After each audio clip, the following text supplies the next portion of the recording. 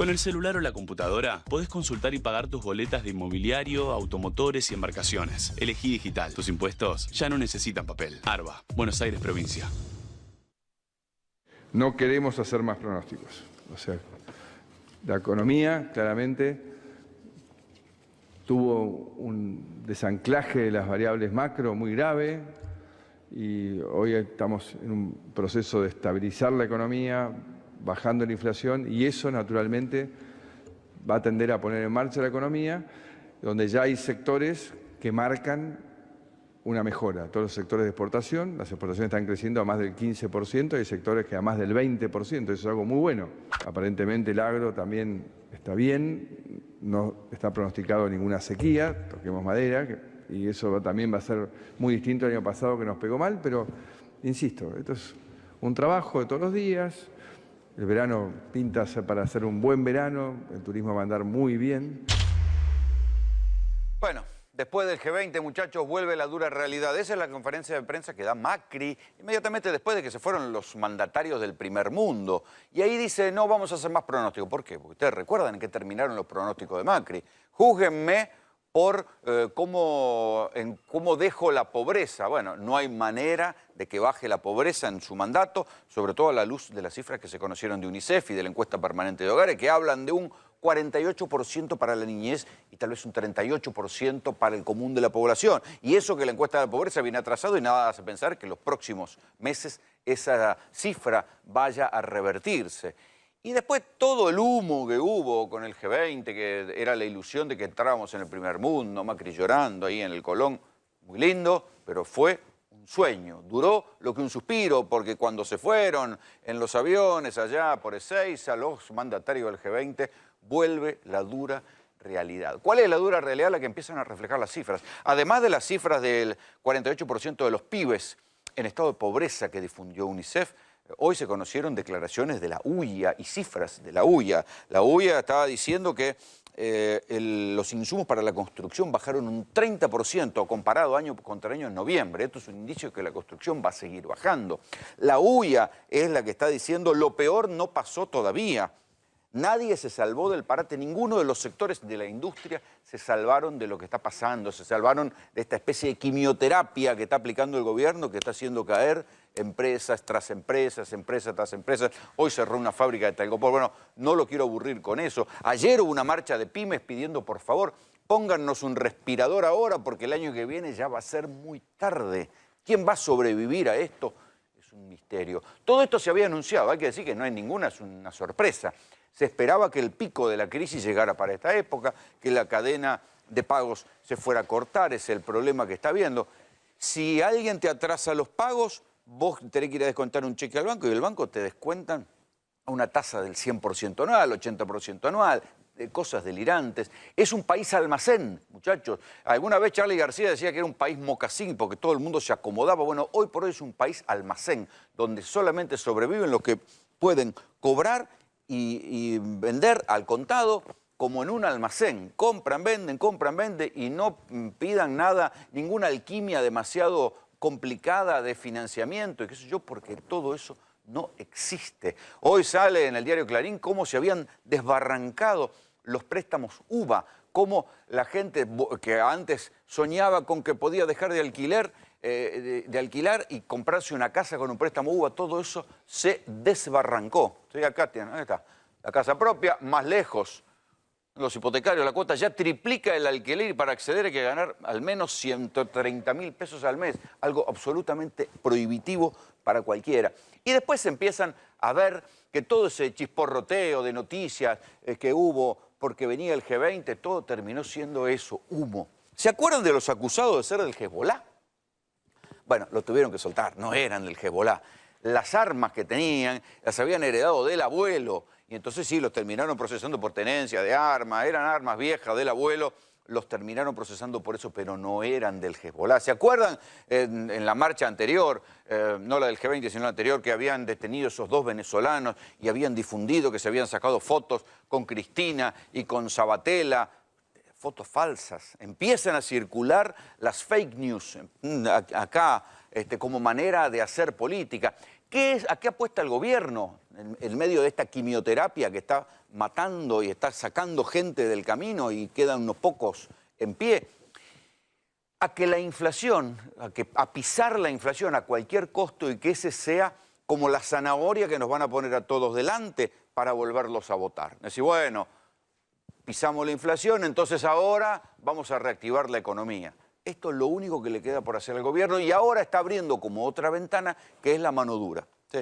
Como hay una demanda de mano dura en la sociedad que se ha hinchado los huevos de los chorros, los motochorros, los escruches, los tipos que entran en una puerta y salen por la otra, el sistema judicial que no da respuesta. Ya no, la sociedad parece haber perdido la paciencia, simplificado su discurso y lo que empiezan a pedir es cualquier cosa de mano dura que venga, vamos para adelante.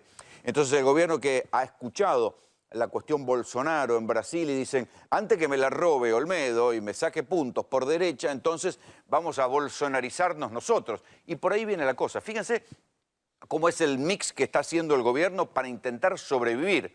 Pisar la inflación por un lado, darle mucha plata a los movimientos sociales. La semana pasada nosotros les mostramos acá una cámara oculta tremenda que demostraba cómo los movimientos sociales recaudan, arman un aparato y así se va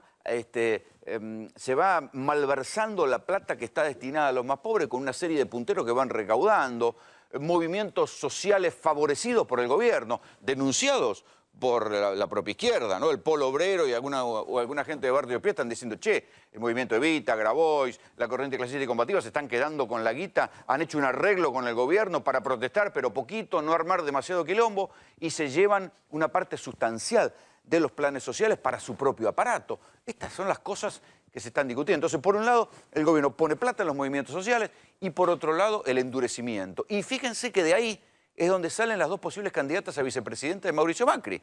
Carolina Stanley, por un lado, por algo el movimiento Evita, hay algunos periodistas cercanos al kirchnerismo que lo llaman el movimiento Carolina, ¿sí? Aquí tienen.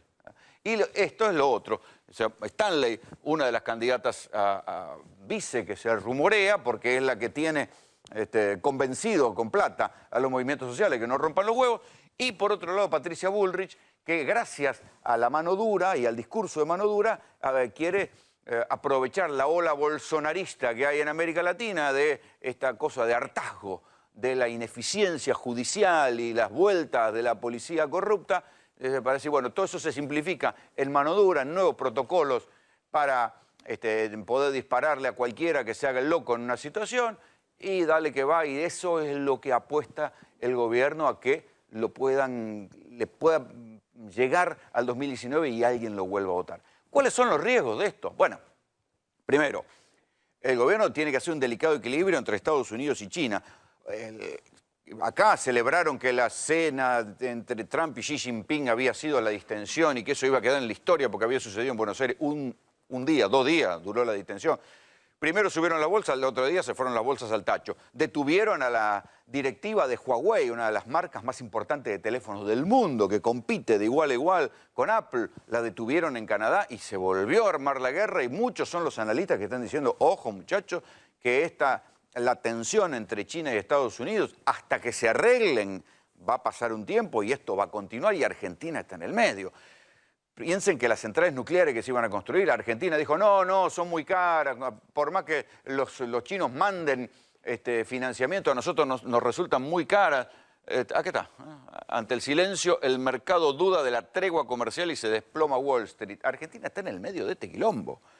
Esa es una de las cosas que hace decir, bueno, si Estados Unidos no le gusta como Argentina está coqueteando con China, le cierra la canilla de plata vía el FMI y acá empieza el baile otra vez. Y por otro lado, si China considera que Argentina está demasiado cerca de Estados Unidos, puede decir, ¿sabe qué? No, el swap te lo debo. Y el swap es el préstamo que venía para las reservas. Y también esas obras que iba a hacer las voy a demorar un poquito. Y la situación es complicada. El FMI, ¿qué le está diciendo a la Argentina? Muchachos, hay que volver a devaluar el dólar. La carrera al dólar lo tienen pisado con esta especie de quimioterapia recesiva que está provocando el cierre de empresas, pero lo tienen pisado, pero al mismo tiempo la inflación se va devorando la ventaja cambiaria. De modo tal que la Argentina en algunos rubros, en la vida cotidiana, empieza a ser cara otra vez. Un jean en Argentina, un jean de primera marca, estará, ¿cuánto? 2.200, 2.400 mangos, son más de $50, ya empieza a ser el mismo precio que en Estados Unidos. O sea que la paridad cambiaria, la ventaja cambiaria de haber devaluado como devaluaron, ya se le empieza a devorar la inflación.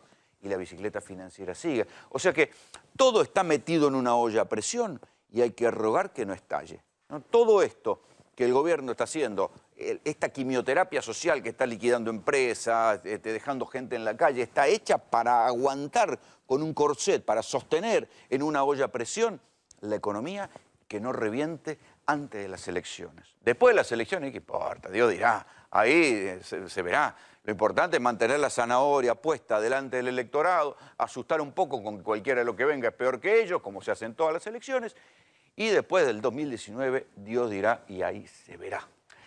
Esto es lo que nos tiene que inquietar. Nos hicieron creer y soñar durante 3 días que éramos parte del primer mundo, que nos sentábamos a comer a la mesa de los grandes como si fuéramos uno más. Nada. 2 días después que se fueron todos por Ezeiza, Europa se habían abrazado, acá Macron con Macri, Theresa May, qué sé yo, todos se abrazaron. Europa dijo, ¿saben qué? El biodiesel acá no entra más. Y eso sí que se perdió guita, ¿eh? Se perdieron $800 millones por año en exportaciones, se perdieron. Nada. Se abrazaron, se dieron un beso, y firmaron el documento, se dieron media vuelta y se acabó el biodiesel para Europa. Eso es el mundo real.